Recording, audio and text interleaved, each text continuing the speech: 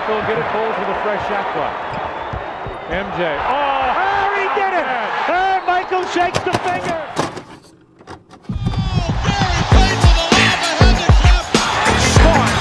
Hey guys, this is Dominique Wilkins. Hey, this is Sean Kemp. This is Gary Payton. Hey, this is Pau Gasol. NBA fans, what's up? This is Vince Carter here. Hey, what's up? This is Matt Barnes. If you're an old school NBA fan like I am, make sure you check out the Basketball Time Machine with my man Sean David.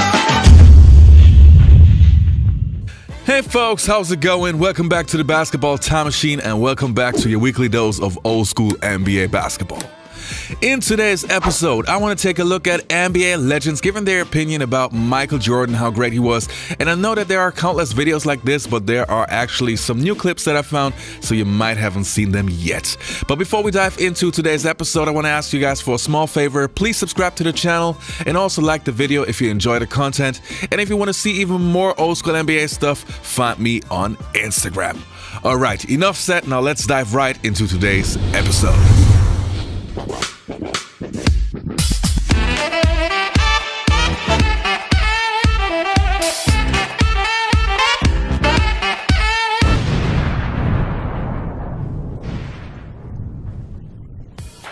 So the first clip that we're going to take a look at involves Mark Jackson. Obviously, Mark Jackson played for the New York Knicks and the Indiana Pacers and had his rivalries with Michael Jordan and the Chicago Bulls. Let's check it out. How would Jordan do in today's game? Because I've heard a lot of people, man, Jordan averaged 60. Jordan would average 70. Nah, man, I promise you, Jordan gonna get 45. In today's game, the rules as they are, how would Jordan do, and how many points do you believe he would average? I don't think anybody's averaging 60 or 70. Okay. So that's, those days are over with. Nobody's gonna get Wilt 50 a game, huh? Not 50 a game. No, that's not gonna happen. But I will say this: Michael Jordan would average whatever he want to average.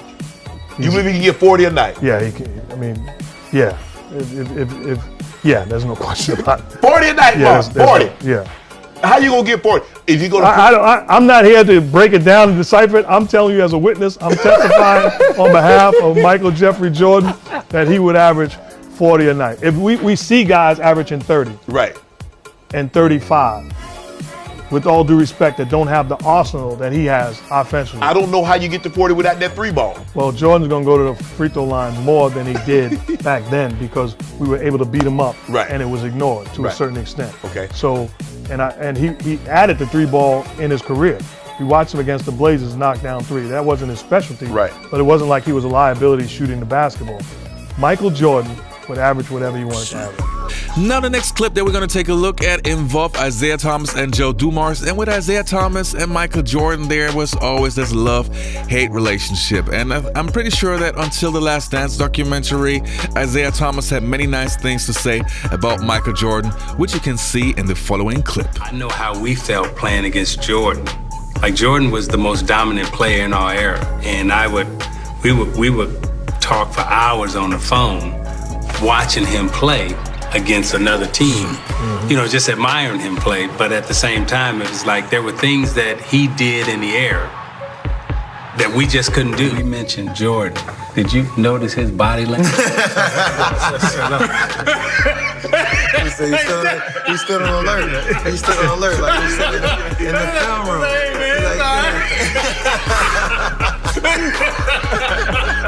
How was it like playing against MJ your rookie year? Shaking in my boots. First time. shaking in the first time I had to guard. I'm like, yo, man, first of all, let me go back. 1997, MJ them in the playoffs. I think they played against the Hawks, right? I'm at the game, playoff game.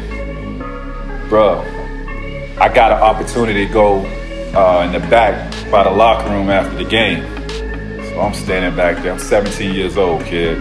I've never been around NBA players like this, or even, I've never been around somebody like MJ. So I'm standing back there, kid, and Pip comes out. All these players start coming out. Mike comes around that corner. Bruh, I ain't gonna lie to you. The man had a glow, bro. I swear, Mike, dog, that shit is real. I believe it. That shit is real.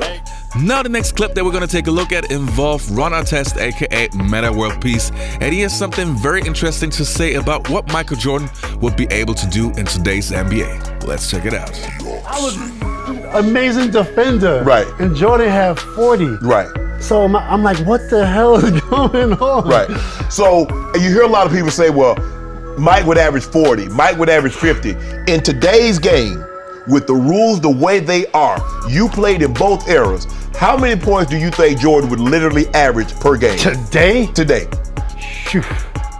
More than James Harden. James Harden had a season he averaged 36. More than that. For sure. Really? For sure. And I was at the Jordan era. Yeah. I was in the LeBron, Kobe, Duncan, and I was at the tail end. Right. You know what I'm saying? Yeah. And I played with these guys. Right. I've seen all the 3-point balls go up. They can't. Jordan, no way. Jordan would average 50. You believe Jordan would average 50? If he wanted to. Right. Like James Harden wants to average 50. He just can't. Right. He got 38. Right. Amazing. Right. If Jordan wants to average 50, if he was playing his era, I think he averages 50. Well, it's funny, I was talking to James Worthy, not the name drop on you, Scott, but I was talking to the name of James Worthy, and he was like, can you believe skinny little Michael is Michael Jordan? And I was like, yeah, because I'd been around since 1982. And to see him become what everybody models themselves after. And I've gone years of saying, he was the best in the 90s, Dr. J, Oscar Robertson. I just had to admit it. You know, I'm not going to get to do this again. He was the greatest basketball player in the NBA history. And I don't know if anybody is going to even come close. Now, the next clip that we're going to take a look at involved Ray Allen on the Dan Patrick Show.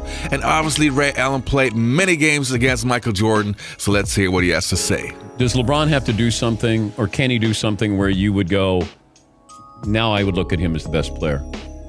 No, I think he certainly, just off the cuff, he's certainly the top 5 of all time.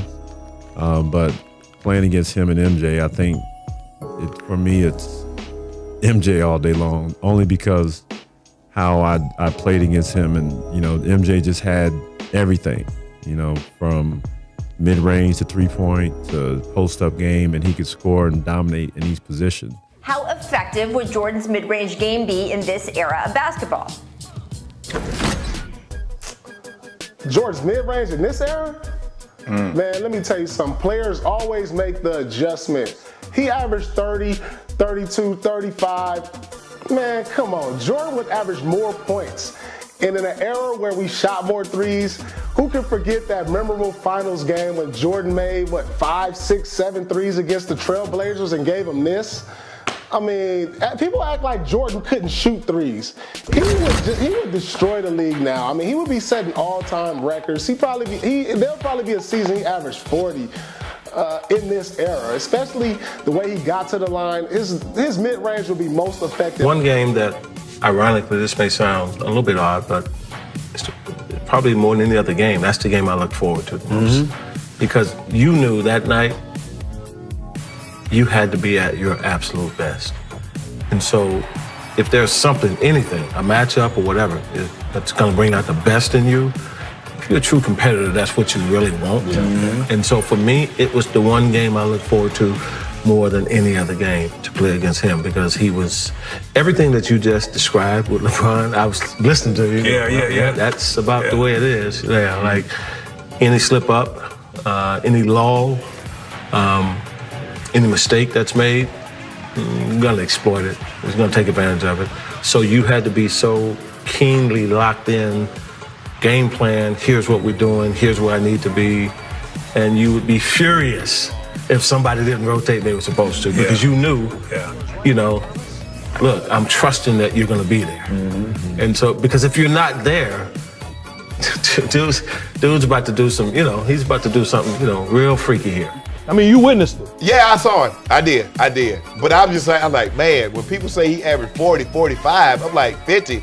I'm like, man, do y'all know how many points that is? Yeah, winner takes ball. Winner take out. Winner takes ball. Okay, no, that one. So why would it never happen? Because Michael Jordan was all defensive first team 9 times. Okay. LeBron James was 5 times. Okay. Michael Jordan led the league. That's longevity. I'm gonna answer your question. Okay. So Michael Jordan led the league in scoring 10 times. Okay. 10. LeBron James led the league in scoring once. Okay. So I'm talking about a guy who's been the best offensive player and the best defensive player. All right, you guys, that was it for today's episode. I hope you enjoyed the content. Don't forget to leave a like and subscribe to the channel. And I'll see you next time on the Basketball Time Machine.